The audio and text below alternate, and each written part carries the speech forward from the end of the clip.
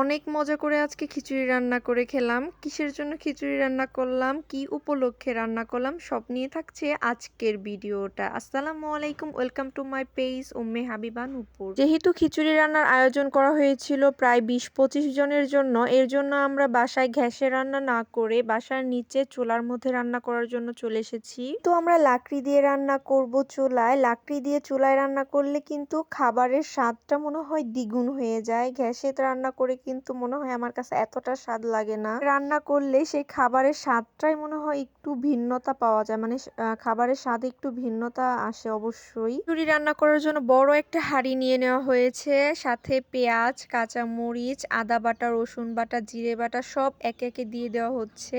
আপনাদের দেখানোর জন্য আমি ছোট ছোট করে ভিডিও ক্লিপ নিয়ে নিয়েছি। আপনারা কিন্তু জানেন আপনাদের সাথে রান্নার ভিডিও শেয়ার করতে আমার অনেক ভালো লাগে। মশলা কিন্তু ভালোভাবে কষিয়ে নিচ্ছে। এই তো দেখেন একে একে কিন্তু মশলা এখনো দিয়ে যাচ্ছে। ও হ্যাঁ, লবণ দিতে তো ভুলে যাওয়া হয়েছে। আচ্ছা, লবণটাও দিয়ে দিল। একে একে সব মশলা দিয়ে ভালোভাবে নেড়ে চেড়ে নেওয়া হচ্ছে। আপনারা কিন্তু কমেন্ট করে জানাবেন যদি কোনো মশলা দিতে ভুল হয়ে থাকে। যা বাবা, আমরা কি উপলক্ষে খিচুড়ি রান্না করে খেলাম এটাই তো আপনাদের এখনো বললাম না।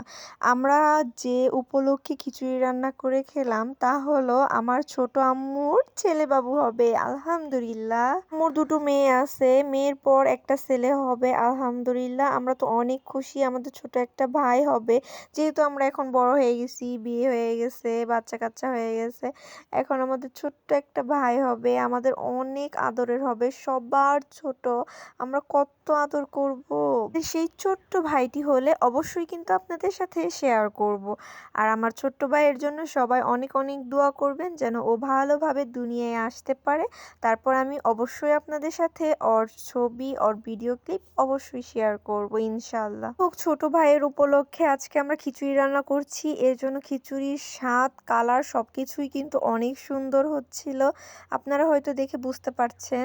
এই তো আমরা একটু তাড়াহুড়া করে রান্না করে নিচ্ছিলাম যেহেতু দুপুর দুপুর ভাব হয়ে যাচ্ছিল। এটা ছিল দুপুরের আয়োজন। মনে প্রশ্ন থাকতেই পারে যে খিচুড়িটা রান্না করলো কে? আচ্ছা, এখানে খিচুড়ি আমার খালামণি রান্না করছে, আমার ছোট মা রান্না করছে, আমার আন্টি রান্না করছে, আমার চাচাতো বোন রান্না করছে। মানে সবাই হাতে মিলেমিশে আমরা রান্না করছিলাম। এই তো এখানে ডাল দিয়ে দেওয়া হয়েছে, সাথে কিন্তু সবজিগুলো দিয়ে দিয়েছি। এখানে ফুলকপি, সিম, গাজর সব আছে। আপনারা হয়তো বলতে পারেন যে এত কিছু, হ্যাঁ, আর সবজি দিয়ে, মাংস দিয়ে, তারপরে ডাল দিয়ে খিচুড়ি রান্না করলে কিন্তু খুব খুব খুব ভালো লাগে। হ্যাঁ, এর সাথে কিন্তু টমেটো আছে। আমি কিন্তু টমেটো খুব খুব ভালোবাসি। এর দিনে এইরকম খিচুড়ি কিন্তু খুব খুব ভালো লাগে আমার। শীত হোক, গরম হোক, গ্রীষ্ম, বর্ষা, মানে যে কোনো ওয়েদারে হোক আমার খিচুড়ি সব সময় বেস্ট। মানে আমি খিচুড়ি সব সময় খেতে পারি। আচ্ছা, আপনাদের সাথেও কি এরকম হয়েছে যে প্রচণ্ড গরম গ্রীষ্মকাল, আপনার মাথা দিয়ে ঘাম পড়ছে আর আপনি খিচুড়ি খাচ্ছেন, এরকম কি হয়েছে? আমার সাথে কিন্তু হয়েছে। মানে ওই টাইমটাতেও আমি খিচুড়ির স্বাদটা খুব ভালোভাবে বুঝতে পারি। আমার কাছে খুব খুব লোভনীয় লাগে খিচুড়ি। খিচুড়ি লাভাররা এইরকমই হয়, ঠিক একদম আমার মতো। যে কোনো ওয়েদারে খিচুড়ি মানে জাস্ট ওয়াও, লোভনীয়। আমি একটু উপর থেকে ভিডিও ক্লিপ নিচ্ছিলাম, মানে যেটাকে বলে দুষ্টামি করা। আমার কিন্তু দুষ্টামি করতে খুবই ভালো লাগে। যাই হোক, আজকে অনেক মজার একটা দিন ছিল, একটু একটু তো দুষ্টামি করা যেতেই পারে, তাই না? আজকের আইটেমে শুধু কিন্তু খিচুড়ি নয়, সাথে কিন্তু পায়েসও ছিল। পায়েসটাও কিন্তু অনেক মজা হয়েছিল। খেজুরের গুড় দিয়ে পায়েস রান্না করা হয়েছিল।